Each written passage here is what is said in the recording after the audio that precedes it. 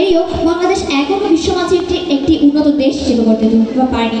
আজ কেন বাংলাদেশের উন্নয়ন বাধাগ্রস্ত তার কারণ উদ্ঘাটনের জন্য আজকে আমাদের বিতর্ক। অসংখ্য ধন্যবাদ আজকের এই বিতর্ক মঞ্চে এবং বক্তব্য প্রদানের সুযোগ দেওয়ার জন্য মাননীয় মডারেটর, বিজ্ঞ বিচারক মণ্ডলী, আমার প্রতিপক্ষ দলের বন্ধুরা এবং প্রিয় উপস্থিতি সকলকে অমর একুশের শুভেচ্ছা এবং সালাম। আসসালামু আলাইকুম ওয়া রাহমাতুল্লাহি ওয়া বারাকাতুহু। বিতর্ক চলছে এবং আজকের বিতর্কের উত্থাপিত বিষয় হলো সম্পদের অভাব নয়, দুর্নীতি বাংলাদেশের উন্নয়নের অন্তরায়। বাস্তবতার প্রেক্ষাপট দাঁড়িয়ে আমি এবং আমার দল বিষয়টির বিপক্ষে অবস্থান করছি। অর্থাৎ পক্ষ দল যে বিষয়টি উত্থাপন করেছে সেখানে তারা দুর্নীতির সাথে ইট প্রত্যয় যোগ করে বাংলাদেশের উন্নয়নের একমাত্র অন্তরায় হিসেবে দুর্নীতিকেই দায়ী করে গেছে। আর এই ইট প্রত্যয়ে আজকে আমাদের সমস্যা। মাননীয় মডারেটর প্রতিপক্ষ দলের প্রথম ও দ্বিতীয় বক্তা তাদের 10 মিনিটের বক্তব্যে বারবার ভিন্ন ভিন্ন ছন্দে একই কবিতা আবৃত্তির করে বাংলাদেশের উন্নয়নের অন্তরায় হিসেবে দুর্নীতিকেই চিহ্নিত করে গিয়েছে। কিন্তু দুর্নীতি কিভাবে বাংলাদেশের উন্নয়নের একমাত্র অন্তরায় তারা বলতে ব্যর্থ হয়েছে। কেন ব্যর্থ হয়েছে? কারণ বাংলাদেশের উন্নয়নের অনেকগুলো বাধা রয়েছে, এর মধ্যে সম্পদের অভাবই প্রধান কারণ। সুতরাং প্রতিপক্ষ দলের প্রথম এবং দ্বিতীয় বক্তার যুক্তির আর কোনো গভীরতা রইল না।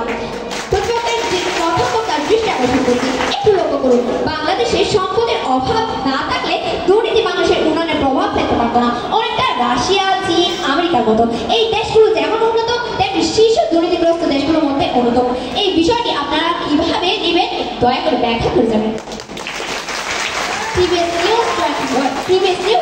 তথ্য মতে পৃথিবীর শীর্ষ দুর্নীতিগ্রস্ত দেশগুলোর মধ্যে রাশিয়া অন্যতম। মাননীয় মডারেটর, এই দুর্নীতি রাশিয়ার উন্নয়নে বাধা হয়ে দাঁড়াতে পারেনি। কেন পারেনি? কারণ রাশিয়াতে নেই কোনো সম্পদের অভাব।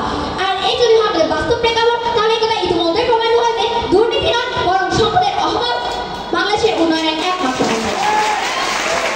এক পর্যায়ে পক্ষ দলের দাবির অগ্রহণযোগ্যতা আরও দৃঢ় বা প্রমাণের জন্য আমি আমার দলের প্রথম বক্তার উপস্থাপিত দ্বিতীয় ক্ষেত্রটি অর্থাৎ উন্নত সামাজিক সম্পদের অভাবের বিষয়টি ব্যাখ্যা করছি। ইউনেস্কোর তথ্য অনুসারে 2019 সালে উচ্চশিক্ষা অর্জনের জন্য বিভিন্ন উন্নত দেশের শিক্ষা প্রতিষ্ঠানে ভর্তি হয়েছিল প্রায় 72,000 বাংলাদেশের শিক্ষার্থী। শিক্ষার্থীদের এই বিদেশমুখিতার প্রধান কারণ বাংলাদেশের উচ্চশিক্ষার অভাব। তথ্যসূত্র dailycompass.com। মার্কিন যুক্তরাষ্ট্রের শিক্ষা ব্যবস্থা এতটাই উন্নত যে সেখানে শিক্ষার হার প্রায় 100%। অন্যদিকে বাংলাদেশের মেধাবী শিক্ষার্থীরা উচ্চশিক্ষা অর্জনের জন্য বিদেশে যেতে পারে। কেন প্রতিপক্ষ? কারণ আমাদের বাংলাদেশে রয়েছে উন্নত শিক্ষার ব্যবস্থার অভাব। আমরা সকলে জানি শিক্ষা জাতির মেরুদণ্ড।